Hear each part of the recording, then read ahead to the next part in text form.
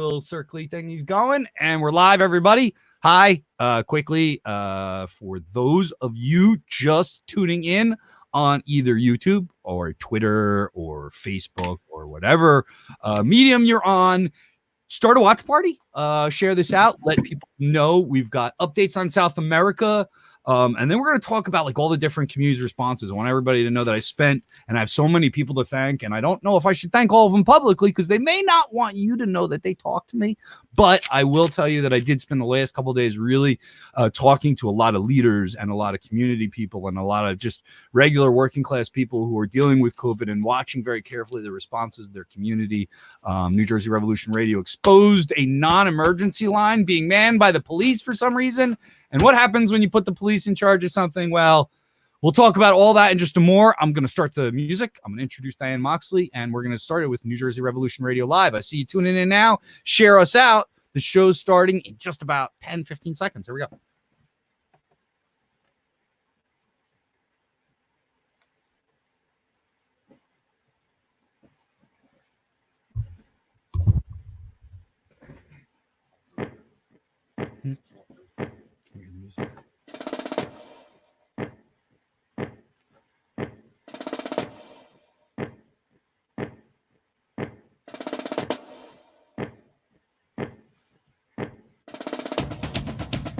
Hey, everybody. It's Wednesday evening. It's 8 p.m. It seems too long between shows to talk to all of you. I got to admit, with so much going on in the world, we'd love to be here more. And that depends on you. As we grow New Jersey Revolution Radio, you're a part of that. Donations are starting to come in a little bit better, and we appreciate every dollar. We know people are saving. Your Trump checks are coming, and if you have a few extra bucks, please, I'm going to explain more about where your dollars go a little later in the show. I also want to take this chance to thank Hub City Smokes. Hub City Smokes is in New Brunswick, New Jersey. You can go there for glassware, custom art, all that kind of stuff. They are big on Instagram, so I know that's the best way to get in touch with Dimitri and crew. Check them out on Instagram. Hub City Smokes in New Jersey, 84 Patterson Street. They are not an essential business right now, so they ain't open. But, we want to make sure that any contact you have with our sponsors, let them know you heard about us on New Jersey Revolution Radio. They mean a lot to us. They stick their necks out. They help us, run the operation here, and we need to make sure that we let them know it's appreciated. So if you get a chance to any of our sponsors, if you see them down on the ticker, support their events. These are things that create a community of, support. And so we're looking forward to growing that community and being a part of it and all that. And of course, one of the most important parts of that community is my partner, Diane Moxley. Hi, Diane. How are you? Good. How are you?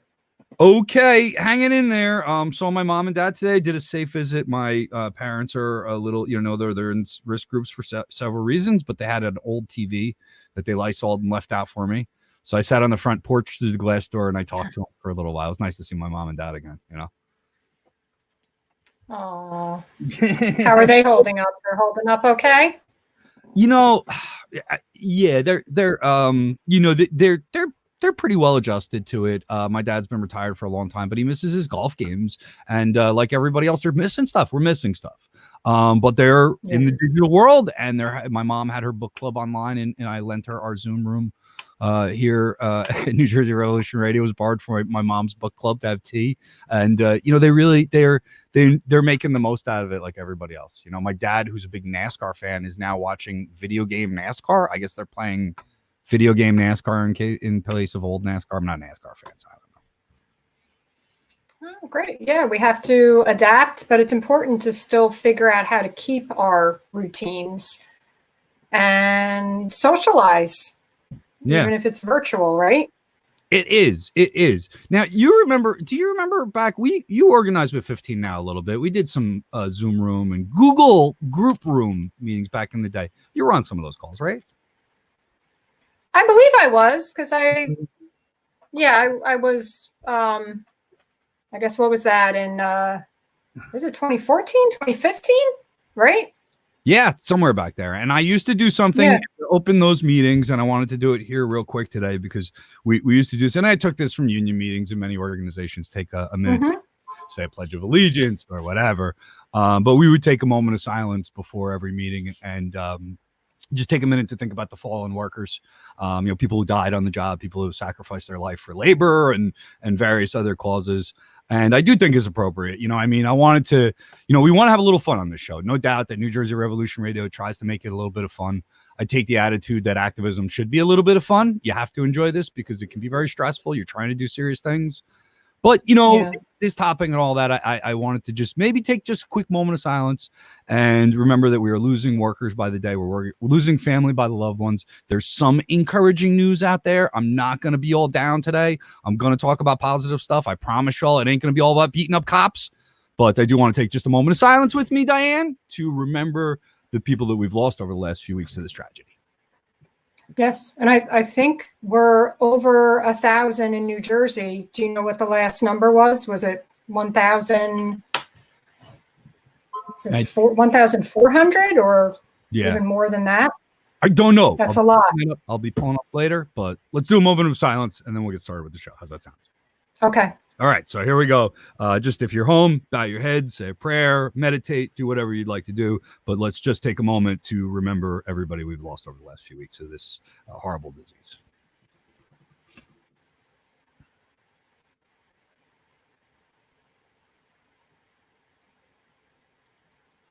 All right, thank you. So, Diane, I did want to talk a little bit about, the safety measures that are coming out. Phil Murphy came out today and put out a little bit stricter safety measures. He's requiring masks of employees at essential businesses and several other measures. I do encourage people to both look at what your state, federal, and local governments are doing with a very critical eye. But I don't know how much you've caught about the latest and greatest on that. But particularly in safety in the workplace. And when we talk about our essential workers, the reason why I wanted to start off the show with this is because of my background in union labor and particularly my background in, the trade side of it, which can be dangerous. I was in manholes where gases can build up and you can go up telephone poles and fall off of them. And if you don't strap off your ladder the way, you can lean over a little bit and wind up in some pretty awful positions. As a matter of fact, just before I started working out of my garage in Plainfield, we had a tech who didn't lash his ladder properly, went overboard, broke his neck, and is now in a wheelchair for the rest of his life. So we had a motto in IBW 827 back in the day, and it's been passed around in many local unions that it's safety first, quality second, and quantity third. And another motto is no job is so important and no task is so urgent that we cannot take the time to do our work safely. And I felt pressure, just as a phone man from my company, trying to meet quotas and meet production deadlines and stuff. I remember the anxiety and pressure of, trying to be safe and work through difficult conditions. And I can't imagine what our essential workers right now are going through, with the added of what is putting their very lives in jeopardy to provide us with food and all these essential services. And I'm very concerned with what I saw in some local businesses, what I've seen on the news, what I've seen about whistleblowers being fired, the complaint that I made. And what I will say to workers out there is none of these people, whether it's your mayor, your boss, especially your boss, none of them care about you, and they don't care if you go home to your family, because at the end of the day, if you go down and you're not coming into work tomorrow for whatever reason, whether you're sick, you're hit by a truck, or you die of this horrible disease, they're just going to cross your name off a piece of paper and put another name there and go about business as usual. That's what you are to a capitalist. That's what you are to a capitalist system. And so you unfortunately, get libertarian on you a little bit. You got to take that individual responsibility and do your work safely, and take it serious. This isn't a joke. And I think it is lost on some of our younger workers, and it is lost maybe on people that have not been in, have not maybe worked in hazardous environments. But I've been in hazardous environments for quite a bit of my career, and I can tell you that I've been around death a number of times because of lack of safety. And so I feel, that to date, up until today, or maybe even over the last week, that the worker safety push has been inadequate from a lot of different ends. But I also feel that we're raising consciousness right now. So I think it's something we need to emphasize both in public policy in the workplaces. Our labor unions need to be writing strong safety measures into any kind of emergency contractual language. I know some of them got extra money. I'm glad you got extra money. You'll have a nicer coffin, I guess. I don't understand how much money helps you if you're not paying attention to safety first. So, I'm always glad when working class gets more money. That's great. You give them another bigger chunk of the pie. I'm not rooting against more money. But, I'm still not going to work if they're not going to give me a mask. I don't care how much money they give me, And well, I know there were some grocery markets that were discouraging workers from wearing masks and gloves. And until recently, we didn't have the information. It wasn't given to us that masks could protect individuals.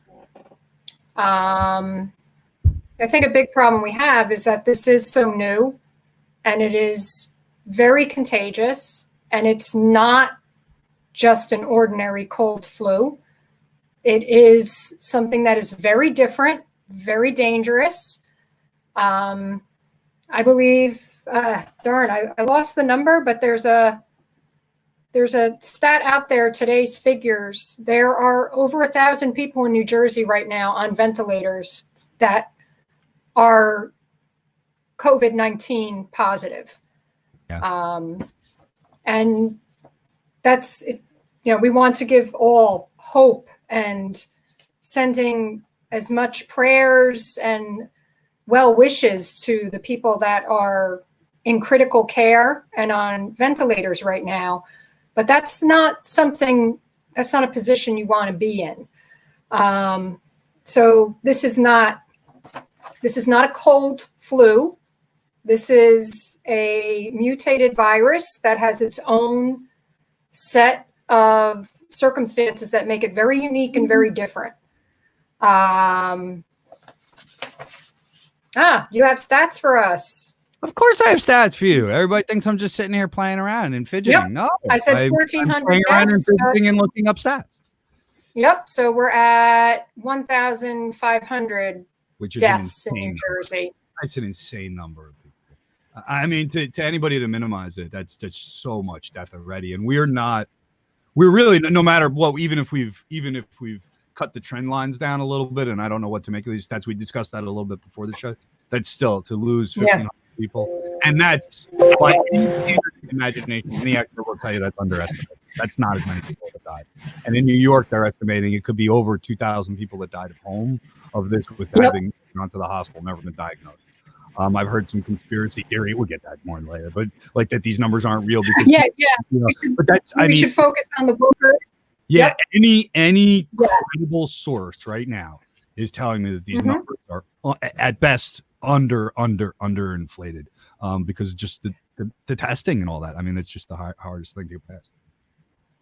And I want to bring this back to the workers, and we did our moment of silence. I also want to give our humongous moment of thanks to, of course, all of our hospital workers, our healthcare workers. It's the people who clean your hospitals. It's your grocery store worker, your pharmacy worker, your bus drivers, your train conductors.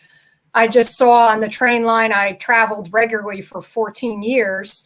One of our beloved train conductors on the Raritan Valley line just recently passed. Yeah. And I want to give a huge thank you. But one thing that's been burning me up since we went into our COVID crisis mode just about over 3 weeks ago is the fact that our testing is so limited. I'm just going to go with, because of the high volume of people they are in contact every day, hospital workers, we hear these horrific stories that they're not getting protective gear. And I know there's movements and we need to do so much more to protect the people on the front lines. But I'm also concerned at your typical bus driver, pharmacy worker, grocery store worker who sees a ton of people every day. And like we were saying, there were some workers that were told that they were not supposed to wear masks or gloves. I think one concern was if you're not constantly changing your gloves, that there's some people's theories is that the germs stay on the rubber gloves and adhere better than on human skin. I don't have information on that. Yeah, But there's proper use. I mean, you should all be these things testing. don't even just require equipment; they require equipment and training on how to use equipment properly. A piece of safety equipment used properly can kill you just as bad as, and sometimes worse. I mean, so and the same as with gloves. And I know, thanks to our comrade Heather there at Ocean County, we worked with that with Nobles and stuff like that. She was telling me, basically, gloves are really not as important as you think, but you still got to wash your hands and you can't touch different surfaces. It's really more about, like, to me, it's mindset, Diane. It's mindset. Are you focused on what's going on around you? In the Navy, sorry to harken to some military experience, but they taught me this, and they taught me what's called attention to detail. And I remember the saying, have your head on a swivel. I worked on the flight deck of an aircraft carrier. There's all kinds of shit going on, it's an aircraft moving behind you, aircraft moving in front of you. They're starting up an aircraft engine right by your head, and you don't even notice, and then you get blown with a blast of jet engine fuel, right? And you can get blown off the deck, you can get killed, you can get run over by an airplane, sucked into an intake, right? Keep your head on a swivel. But this was drilled into us. I was 18, 19 years old, and I was half drunk most of the time. I would never be paying attention to any of this unless every day I heard, keep your head on a swivel, keep your head on a swivel, watch what you're doing, be careful. If a turn on, you duck down, grab your partner. I mean, the same shit over and over, and drilling it. And I swear to you, if that's not going on in the workplace, if that kind of militant mentality about safety isn't going on, then I urge every working class people to either instill it in their workplace or walk off the fucking job and not die. That's what I'd say. No job is so important that you die. I don't care. Yeah. No, I agree. And I can kill other people. And we even need to be trained on how to wear our masks. I've been hearing that there's an idea. We both wear glasses. If you don't have your mask on right, you steam up your glasses. But if you have it on right, you don't steam up your glasses. So clearly, we're not all wearing them correctly. And if you're on the front lines, if you're one of those underpaid essential workers, I really hope that you're getting the correct information for protecting yourself. And my wish weeks ago was that we were massively testing everybody in the New York metropolitan area, because we could have tracked and done so much better and flattened our curve so much earlier if we would have done a whole lot more.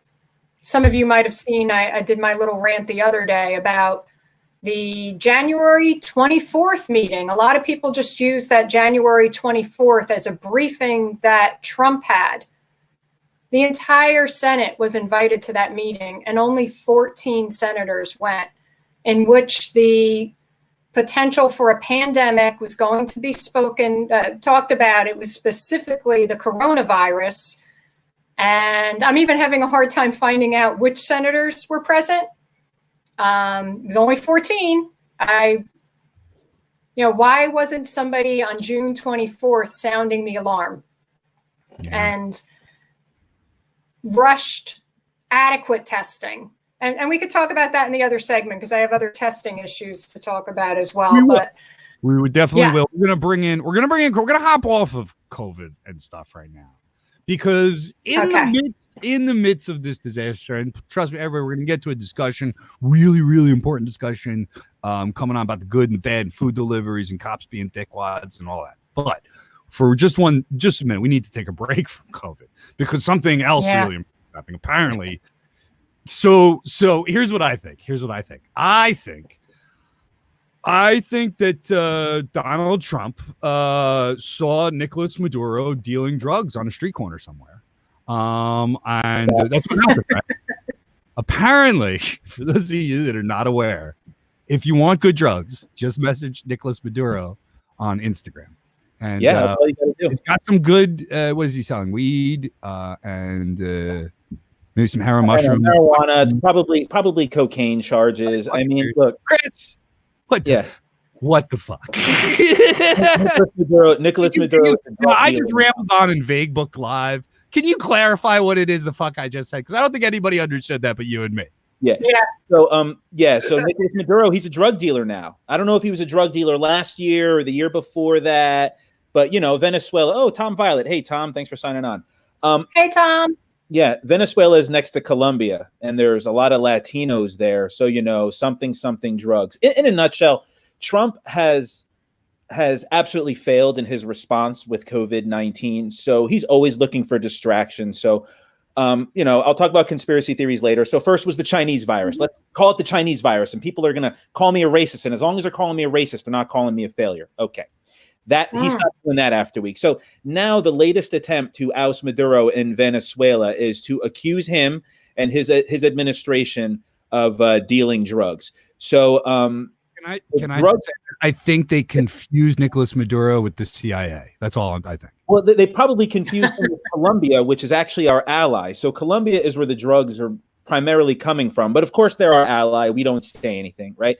There was a member of Brazilian President Bolsonaro's entourage. I think he got caught with coke about a month or two ago, like literally got caught with cocaine on him when they came to the United States. That got swept under the rug, right? We're not going to talk about that. But since Maduro is supposedly, or because drugs, and there's no doubt in my mind, drugs are coming out of Venezuela, whatever, it's a country, right? And it's next to Colombia. But to all of a sudden accuse Maduro of being complicit in it, when this wasn't an issue last year, and this wasn't an issue a month ago, and all of a sudden the coronavirus hits, and oh, look, now Venezuela is dealing drugs. I mean, now we're moving warships there. So we are wasting manpower, we are wasting money, we are wasting resources to send warships to a country that doesn't even have warships, right? Like what are Venice? It's an absurdity. So Donald Trump, this is just the latest attempt at misdirection from the Trump regime.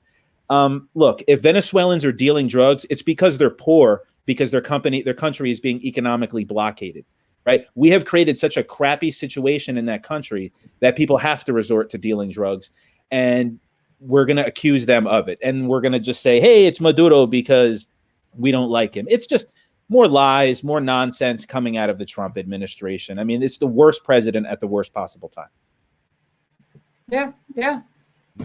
No doubt. And on some levels, he might even be using the fact that we are in COVID crisis also as a time in which we're distracted. He can do. I think most Americans don't know that we have warships off the coast of Venezuela, and assuming that can be getting close to consider a threat to their national security. Yeah, it's an actual threat to their national security. Yeah. Tom Violet on the on the Facebook thread is saying they did the same thing in 90s with Aristide. Yeah, they deposed him twice. I mean, this is, but we and they just want to get rid of the commies. I mean, but he's right. And Tom, just for those of you that don't know Tom Violet, Tom was in Haiti when that shit went down. So let's make sure that we understand the source on that is a good one. But this is a model that I mean, are they serious right now? And right after, so basically they accuse him of being a drug dealer. It's ridiculous nonsense. And then within maybe 24, 48 hours, there's our statements department stooge up there on the stand saying, well, I tell you what, if you do new elections and you don't run, then maybe we'll stop these drug charges against you. Like, are you fucking serious? Like I said, big Joe, I hey, Chris, they're sticking them up. They're sticking them up right in front of the whole world. Gangsterism. That's all it is. That's all it is. Look, being an American, who was his name? Bob Avakian, the head of the Revolutionary Communist Party. He made a joke one time. I saw it, cracked me up. He said, being an American is like your leader, Bob. Yeah. He said, being an American is like living in Tony Soprano's house, right? We have all these good things here, but nobody wants to ask the question as to why we have the good things and the blood that was spilled to acquire these things. So why do Americans live so well? Because it was because of sacrifices made elsewhere. But as Americans, we don't want to acknowledge that. So, this is where we're at. I mean, this is why Bernie Sanders dropped out of the race today. This is why Biden is going to lose to Trump. It's the Democrats. Look at how quickly they fell in line with Trump over this Venezuela thing. There are no Democrats talking or calling out Trump over Venezuela. And then they want to act like we want the whole resistance thing. It's a joke. It's a sham. You've got criminals and then you've got the enablers. And that's what's happening in Venezuela. There are so many liberals that I talk to that are anti-Maduro, it is infuriating how counterproductive they are. They have no idea because they don't have any politics. No. When I think of the Democratic Party, I think of a room full of idiots with a lot of money drinking champagne. Yeah. And they're all sitting there and they just tap heads until somebody gets up and starts talking at them. Yeah. And they don't know really what's going on, but they're half drunk and they're having a good time and they're eating chicken. And then a fire breaks out. And they all just get up and start like pushing each other out of the way and just like trying to, like shove and get to the door first. There's no order because all it is a big fucking party for rich idiots with a lot of money who want to get drunk with powerful people. And that's the control, you know. It's a crazy, like they're not administrators. They're not bureaucrats. They're not meeting to discuss policy. They're not meeting to discuss how to organize a community. They're not meeting to discuss healthcare infrastructure or building our roads and bridges or coming into a clean economy. They're getting drunk and changing money and tapping heads in an emergency. And unless we start addressing the systemic moronic stupidity that governs our entire society at this point, we're just going to, it doesn't matter whether COVID or the next one or a war or charging another nation's elected president with trafficking drugs so you can muscle in your own tool. Nobody is taking us fucking seriously anymore. Yeah. It's everything Donald Trump accused us of being under Obama. We are now under him, right? We have no allies. We are a laughing stock.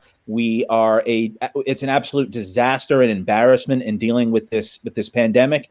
Trump is profiting. Like it's a shit show. Like I don't know what to put it. I mean, like I was talking with my wife earlier who teaches history. She's really good with the students. And I said, how many liberals can make the connection between redlining from the 40s, 50s, and 60s to the fact that African Americans and Latinos are trapped in the cities now on the front lines fighting COVID-19 because they weren't allowed out of the cities. They're still there today. They weren't given the opportunities. And that systemic racism we're still dealing with today. And the Democrats don't even get that.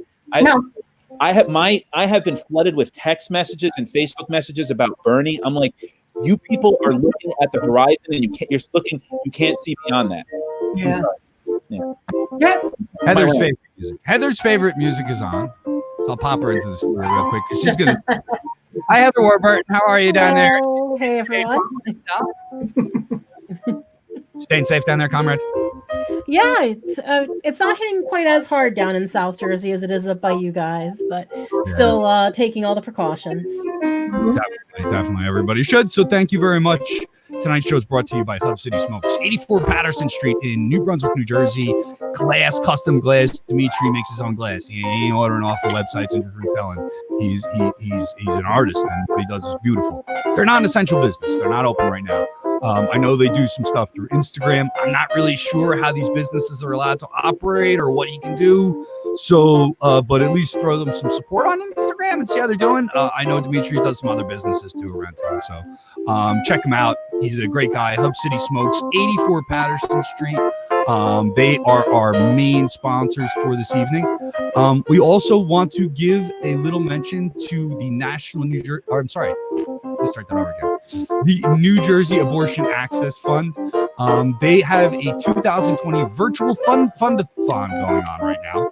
And you can see on our little ticker, if you're watching on YouTube, Twitter, or Facebook right now, you can see on the ticker the website, but I will read it for our podcast audience. Get out your pen. I'm talking slowly just for you right now.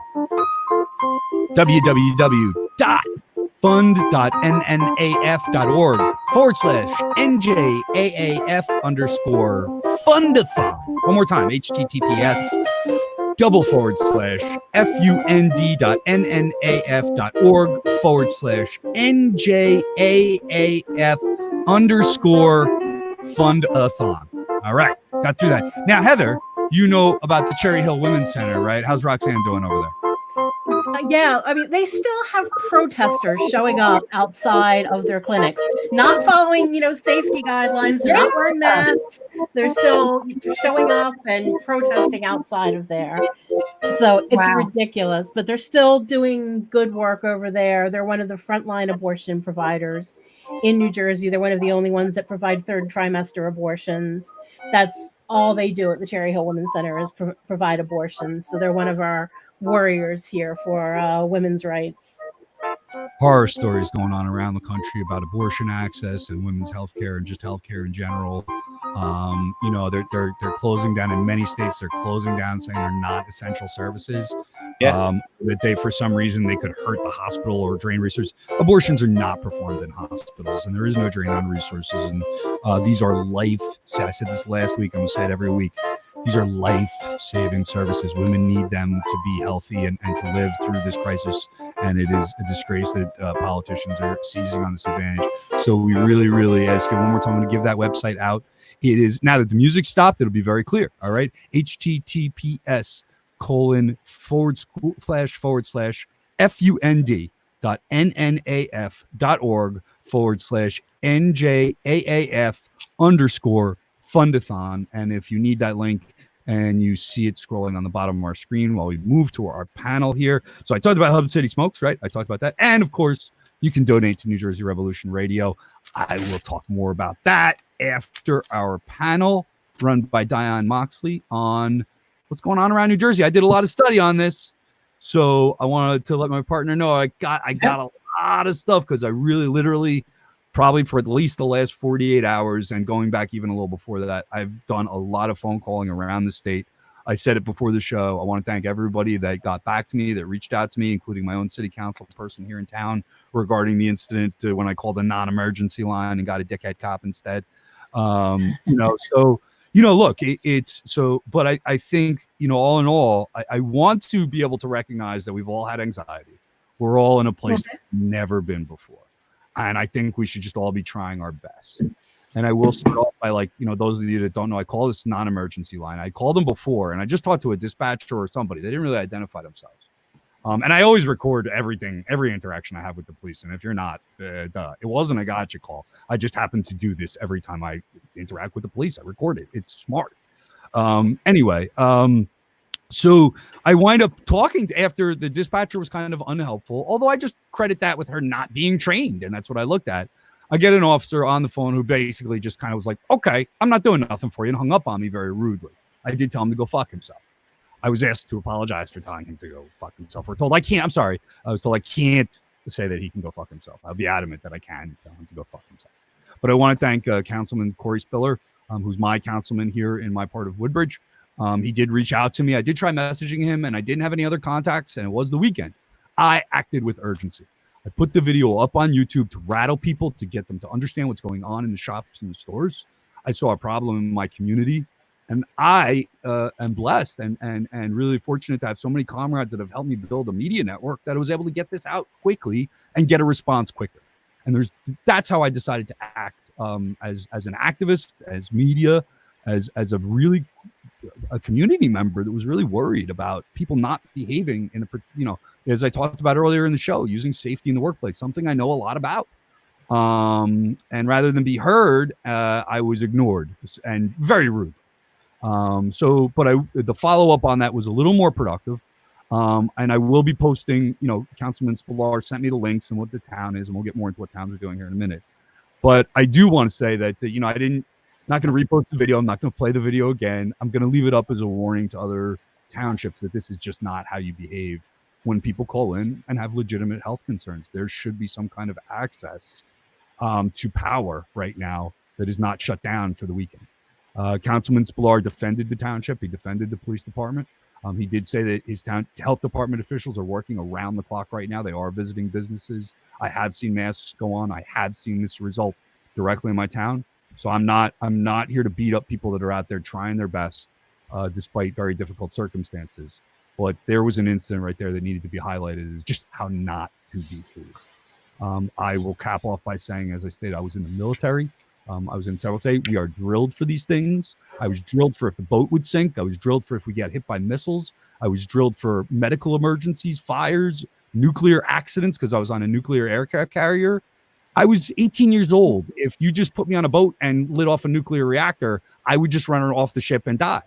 But because I was trained, that's not how I would have acted. I would have gone to the appropriate place and played my role in an emergency. It's clearly not how the Woodbridge Police Department has been trained. It's clearly not how they've been trained right now. And so if your people haven't been trained how to act in emergency, I know how to set up the video room for you. Okay. So we're going to talk about community response. And I understand, so Brian's got some info to share with us. Heather, you've been doing some research. Oh, we have to talk about conspiracy theory, though. What's that? You can hide me out and bring me back in later. I don't really have much to add to this part of the discussion. Oh, yes, you did. Other than I'd like to commend the city of Long Branch for making sure every child gets fed lunch. And I think that that's incredibly important. And I think it's important. We see a lot of these communities responding, and magically they have the money to provide food, to provide shelter. Well, in some part, shelter for some people. But this issue of not being able to feed children has been ongoing too long. Now there's really no excuse to not feed the children. There's no excuses anymore. We have the money, we have the resources to feed the children. We should do that. But I'll back off from this one. Excellent. It's important to note that with the public schools, many school districts, if you call them, they are providing breakfast and lunch to children. You can just come by and pick up. If you, I've been told there's a good response because our beloved Teresa Marquila is doing excellent work with Mutual Morris in Morris County, and they're even able to collect multiple lunches and breakfasts for families that children are immune compromised or there's some other type of condition in the family. So one thing I love, but I want to also hear about community, is community response. But I also love that these concepts of mutual aid are popping up all over the place. And there's even some of your regular everyday folks that aren't at all radical that I'm seeing them. I live in Garwood and there's a community board and people are communicating now more frequently there, letting each other know where they can get the right, Lysol products, keeping each other informed of what's going on in our local ShopRite, but even doing things like, oh, hey, I have a few extra packs of Clorox wipes. Who needs some? Or, hey, I have this. And it's like accidental mutual aid. Mm-hmm. So I think it's a beautiful thing that humans kind of will naturally revert into taking care of each other, I believe, when we do face a crisis. I mean, there's also the people who panic and just go total outright asshole. But I think it's more in our nature to want to help and want to come together, even though we can't physically come together. Now that we do have our online virtual worlds, I think that's going to help. So I'm going to be encouraged. I know we're in COVID crisis, but I'm going up. We have CJ Brown. Sorry if I miss any comments. Sometimes they come and go quick on here. CJ, we lost a food bank worker here in Bradley Beach, mother of 3, early 50s. Our local restaurants are now fundraising for our food pantry, which has been nearly wiped out in her honor. I mean, that's what we're hearing, these frontline victims, nurses. We're hearing, I think there was another food bank worker somewhere in the Bergen County area who might have been about a week ago. So our heart goes out to all of these frontline workers, and we need to protect them. So what are our communities doing to protect everyone? Well, on the mutual aid topic still, I wanted to mention the South Jersey Mutual Aid. They are doing some amazing work down here. They set up their initial list and they got 148 families that reached out for help to them. And so far, I think they helped like everyone on their initial list in varying ways. So they've helped over 100 families, either through getting them food, getting them rides to places, picking up food for them if they were unable to go out. They've had them, like you said, picking up the food from schools that were giving it out, taking them to food banks. So pretty much, and some people just reached out with basic questions, but they've helped like over 100 families here in South Jersey. And now they're talking about possibly helping local farmers who might be being affected by it, because they did a lot of fundraising, and they might actually be helping set up like some community supported agriculture now. So I think it's going to have some lasting impact, which is pretty impressive. Yeah. I want to have hope that out of this extreme tragedy is something that none of us could have ever imagined. Imagine 4 months ago, if you said, oh yeah, by the way, guys, you're going to not be able to leave your house for a few months, and 1 month ago work. And yeah, imagine. I mean, we're going to get through this, and maybe we're going to form connections that have never existed before. And I've said this before, I think we all need to pull together. Some of us, we do go into our party lines and our politics. I don't care if, I don't care what your politics are. If you're going to be out there safely out there in the community with the appropriate protective gear when you do have to transport goods, I think we all need to go into our party lines and our politics. Yeah. Yep. And Brian, you did some research on our community response as well, or was that your?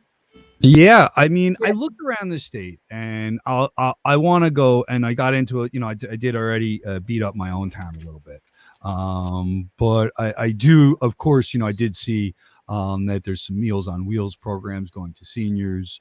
There are little things, and I think some of the problem is that people are don't know how to organize or don't really know what to do. So it takes a little bit of proactive work, I think, out there. And I do agree that the state response, as far as like tying stuff together and getting public information out there, is getting better, but there's a lot of confusion just because I think that Governor Murphy in particular, he's taken like this right tone, right? He's this in charge guy. He's doing a press conference every day. But I also think because he's being cautious, because everybody's being so cautious, they don't want to put out bad information.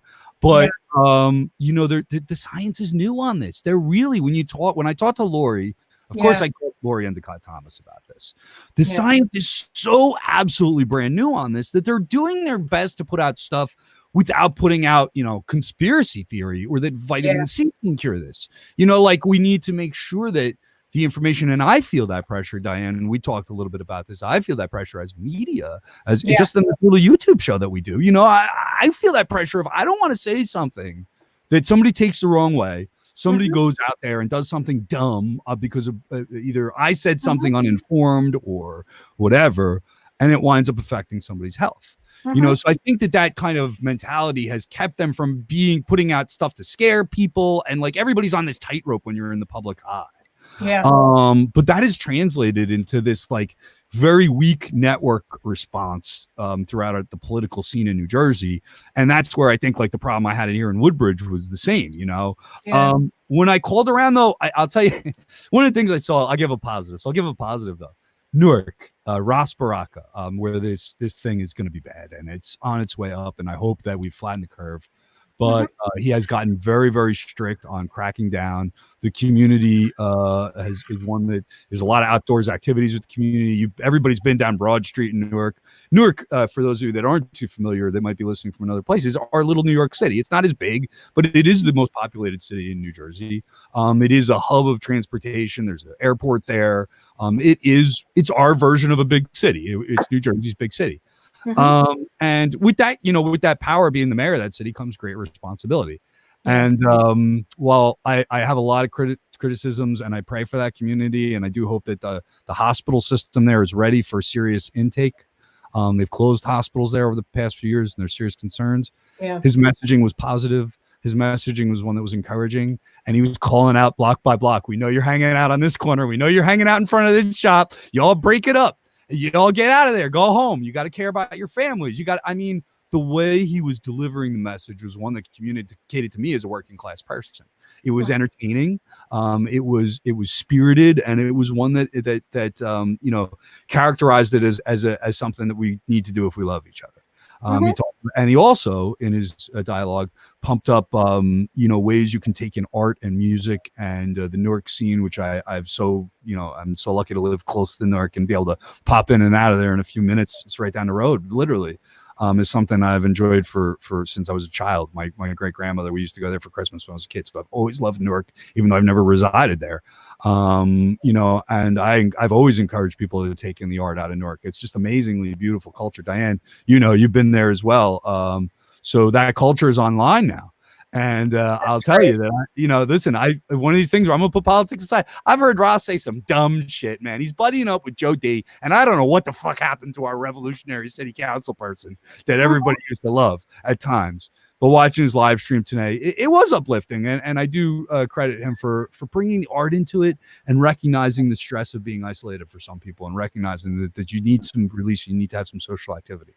So he brought that into it. I saw that as a great response. But one thing I hope people are seeing positive things come out of this as well, Yeah. And I think it's, I am a huge advocate of staying at home, and I'm a huge advocate of everybody taking precautions, washing their hands, disinfecting, yada, yada. But there is a great exaggeration about the numbers in Newark. You have to remember the population size of Newark. If you take other towns throughout Essex County and you look at the positive rates compared to Newark, the percentages are virtually the same. One I did the other day was Montclair versus Newark, and they're close together. The percentages are the same. So what I'm getting at, though, is stay the F home, but let's treat everybody with respect. And, every mayor can talk to their constituents as they see fit. So if he's telling everybody to stay the F home, I agree with Roz. Yeah. And Munir, you know what? They're all con people. He's a politician. You know what I'm saying? Like, let's shouldn't have people terrified as if bodies are just dropping left and right in Newark. I'm not getting black and white and culty with this right now. I don't give a shit who you work for. I don't care. Heather's got a Republican idiot down there delivering food to old people, though. Yeah, I'm kind of surprised. Before I start praising, I live in Hamilton. Before I start praising them, I want to say, I did protest the town's Christmas parade with Antifa, just so we can set the tone for the town I live in. I got arrested by Rob. Come on. But, as far as response, it's been really pretty good. They've done a good job. Now, our mayor is not a Republican. He's an independent. But we have a mixture of independent and Republicans on town council. They set up a coronavirus task force a month ago. Wow. And, it's 3 subcommittees, one of which is entirely staffed by doctors, nurses, first responders, and that's the health and safety portion. And they're having weekly meetings informing the mayor and the town about liaisoning with the local emergency room. There's the outreach where they're actually the town's delivering food to seniors and immunocompromised people. And then there's the more business side where they're trying to walk people through how to apply for the grants and stuff like that. But this is all being done through a really conservative town is still stepping up and doing all this. And I talked to the mayor a couple days ago, and we have about a 75% compliance rate, which is pretty good for most of the towns in New Jersey of people that are following the guidelines. Obviously, not everyone is. My neighbors decided to have a party over the weekend. They decided, I guess, if they were in their front yard, that the germs couldn't find them. Oh, I can add that to my list of bad. There you go. Stop those parties. You can do them online. You can all have your drinks every Friday night. Many of us are members of the Green Party. We have a cocktail hour. You can have virtual cocktail hours. Cut that crap out. Yeah, they were eating cake in their front yard. I don't know why they decided having a party in your front yard is no different than having a party in your backyard. In your backyard. Right. Inside your house. They had to go inside to get utensils and then come out. But did you hear about what happened in Rumson last week? What'd you say? I said, did you hear about what happened in Rumson last week? This guy, he was 50 years old. He has a party where they're doing a Pink Floyd acoustic cover show. And it was a bunch of this is Rumson. So those that don't know Rumson, very it's the community in the entire state, wealthy, white privilege. So the cops come to break it up, and they were literally chanting "fuck the police," and they said this isn't Nazi Germany. I honestly believe the biggest the revolution is on, man. The biggest barrier I see so Preston Rumson.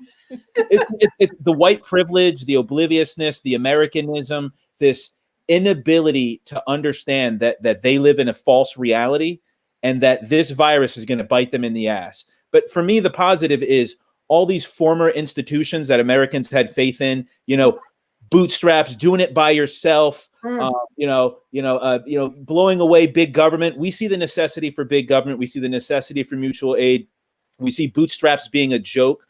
Like all these ideas of doing it by yourself, you can't do this by yourself. It takes a community to fight this virus. And the one positive in all this is that these conservative mantras are being crushed one by one.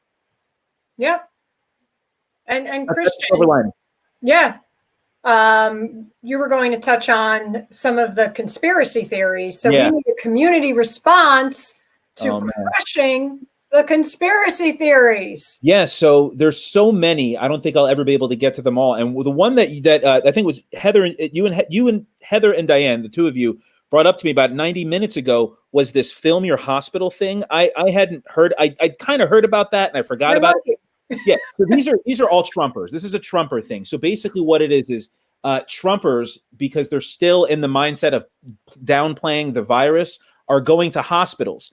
And their argument is, look, see, there's no cars in the parking lot. So because there's no cars in the parking lot, this is obviously a hoax and it's overblown. There's no cars in the parking lot because they're not letting everybody into the goddamn hospital. So, I mean, this started with QAnon. It started in Fox News. And like all conspiracy theories, it kind of snowballed into something bigger. We had this is the one, and this I wanted to tell Brian about this. Right. And Roseanne Barr came out with a gem this week. She said that she believed she was on a phone call with Norm Macdonald. And maybe it was a joke. I don't know. She's been crazy lately. And thankfully, the Green Party has distanced themselves from her. Right. But yes, she came out yesterday or 2 days ago and said that she believes that COVID-19 is a plot to kill baby boomers. I don't know. Whatever. I don't know. They're on to us. What was that? They're on to us. They're on to us. I mean, the other two big conspiracy, or the other two big ones, one is that it's manufactured. So there's this myth that the Chinese created it in a lab to weaponize it to kill Americans. Senator Tom Cotton, Republican from Arkansas, surprise. Basically, he alluded that the reason the Chinese, his argument for why it was created was that there is a level 4 biosecurity lab in Wuhan. So the Chinese slipped up and it magically got out. So not only are the Chinese incompetent, or not only are they shady, they're incompetent because they couldn't keep this drug under wraps. It's another lie. There was a Chinese foreign minister who accused the U.S. military of creating the coronavirus to weaponize it against the Chinese. That's one of the crazy ones. You have anti-vaxxers. I thought they went away, but they were just reforming. A lot of them are saying that the response to COVID-19, the quarantines, the lockdown, that this is all the cover to get us all vaccinated. That they're locking us down in an effort to scare people into getting vaccinations. So they didn't go away. They just got stupider. I haven't heard that. Really? Oh, yeah. Have you seen that one? I actually haven't heard that one yet. Yeah. Yeah, have you heard? I really wish I'd known everything. I don't want to learn things from you. No, you don't want to know. I've also heard that I love you, bro. I love you. Some say that last year's flu vaccine had COVID-19 in it because they'll look at, you can see the flu shots, that there's a panel of immunizations in one flu shot. So they pick like 4 or 5 different flus, and coronavirus is a type of flu. So they see, oh my God, there's coronavirus in the flu shot. It's like not COVID-19. It's not scholarship. It's not journalism. It's not research. It's called pedantry, right? They're looking around. They're cherry picking all these facts, all these points, and some of them are facts, and they're trying to like mold this narrative. and it doesn't work. But Heather brought one up before in a text message. She asked me, and this one I think is my personal favorite, is that 5G cell phone towers are causing the coronavirus. And she's already laughing. Look, she can't control it. So David Icke, the king of conspiracy theorists in Britain, actually just got kicked off of social media because he's been pushing that narrative. Wow. In Britain, 20 as of last week, The Guardian was reporting that 20 different 5G cell phone towers had been set on fire. Right. Yeah. Wow. So, yeah. I didn't. I don't know if anybody announced, but once this is lifted, New Jersey Revolution Radio is already planning our first fundraiser. It will be held underneath a 5G tower. We will be serving Chinese food, and everybody in attendance will get a Abortions free on demand. Abortions on demand. Well, we'll have to put a tent in the back. You know, maybe the Cherry Hill Women's Center. We'll figure that out. We want to be healthy and safe. But yeah, I mean, like these, and the 5G thing drives me nuts because that's something I actually know the science behind, and it's just very simple. Ionizing radiation. 5G towers. There's two kinds of radiation: ionizing radiation and non-ionizing radiation. Yeah, there are no 5G towers in like. Yeah. If you can't, if you have non-ionizing radiation, it has no capability of changing molecular structure. It can't change genetics and do things to your molecules to make you sick. And ionizing radiation can do that. Gamma radiation can do that. Nuclear uranium, that kind of radiation can do those things, and that's why you get radiation poisoning or other illnesses. If it's non-ionizing, all it does is move cells around very, very slightly. That's why a microwave is non-ion. All it does is move cells around. The only way you can hurt yourself by having microwaves is if you boil your head in it. So as long as you don't put your head in a microwave, it can't. That's really hard to do. Because you have to move the molecules around fast enough to have them actually like boil and cook.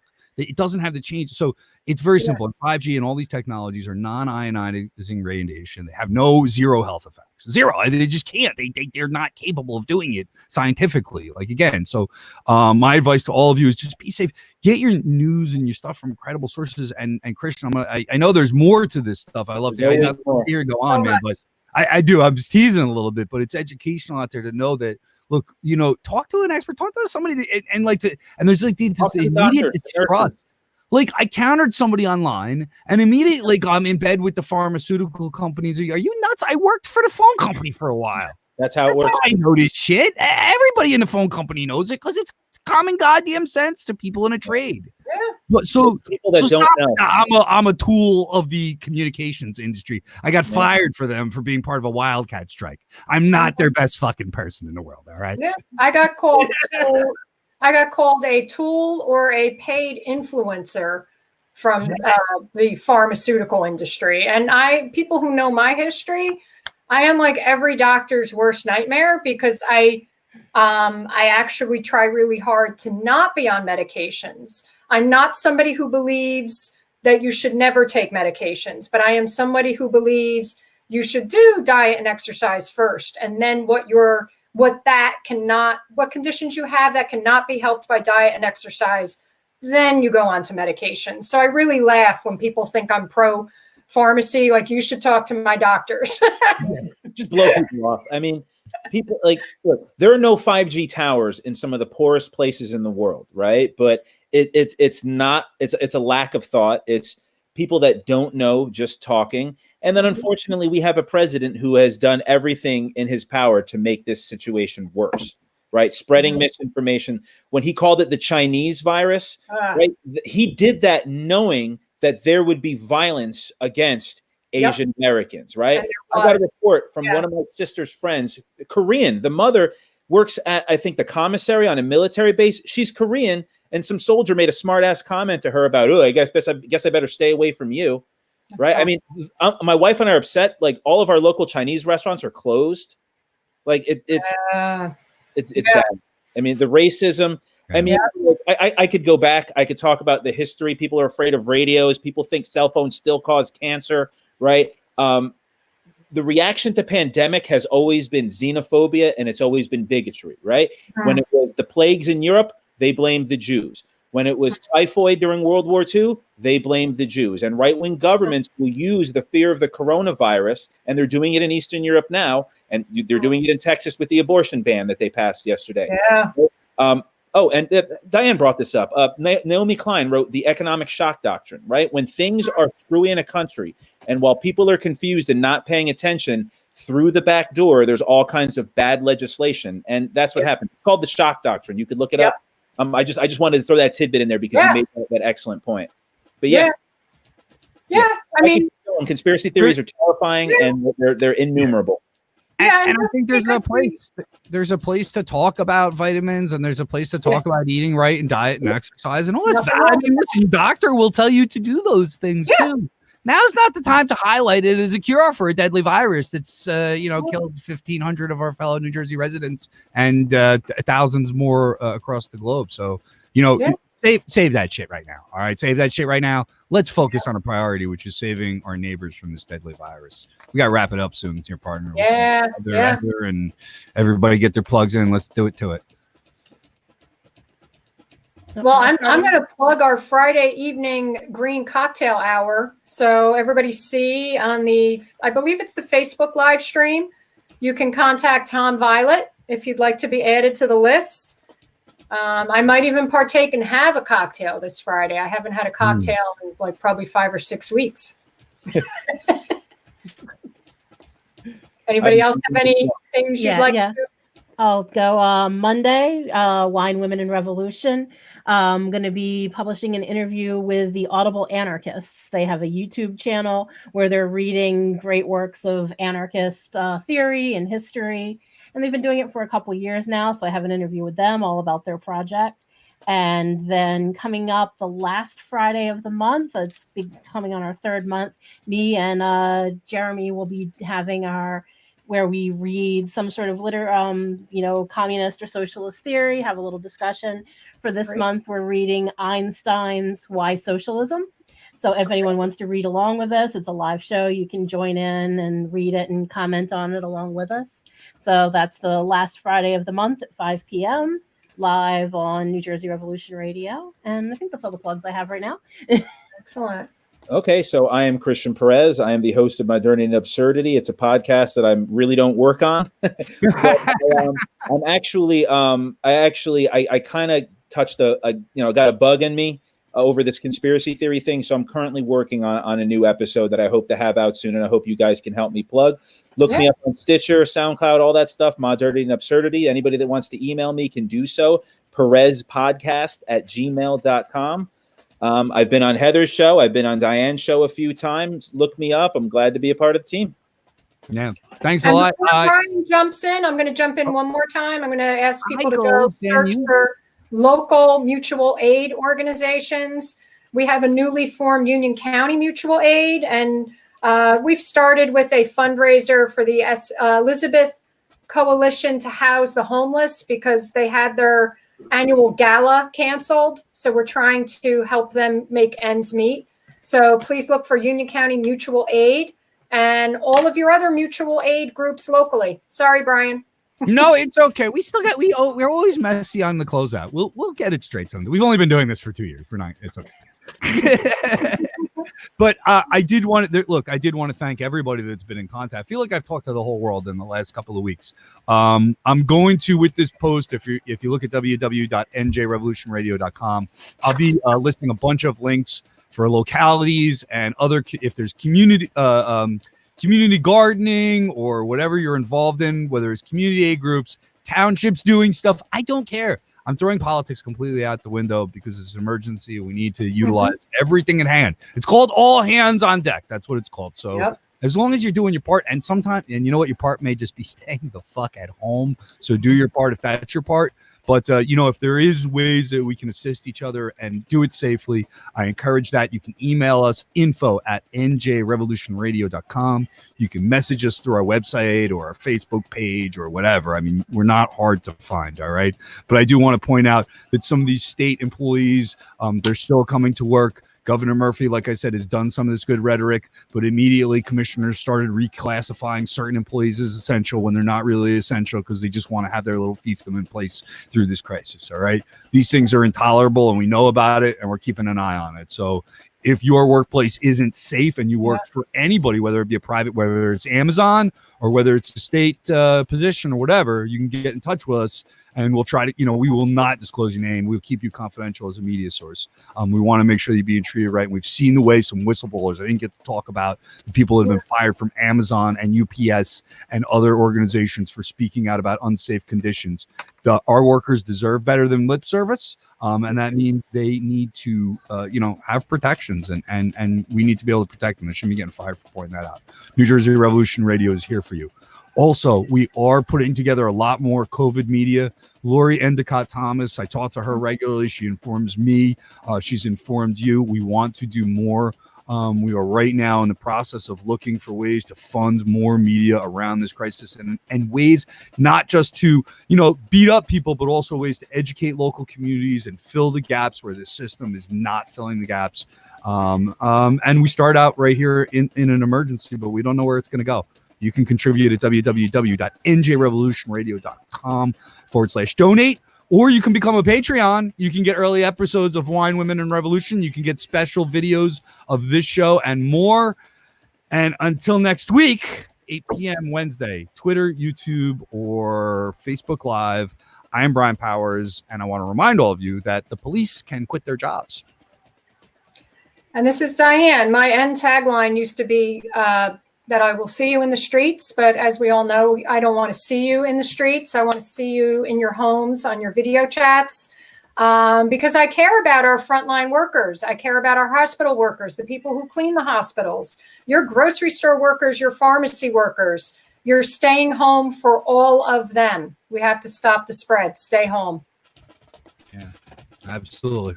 Peace out, everybody. Thanks.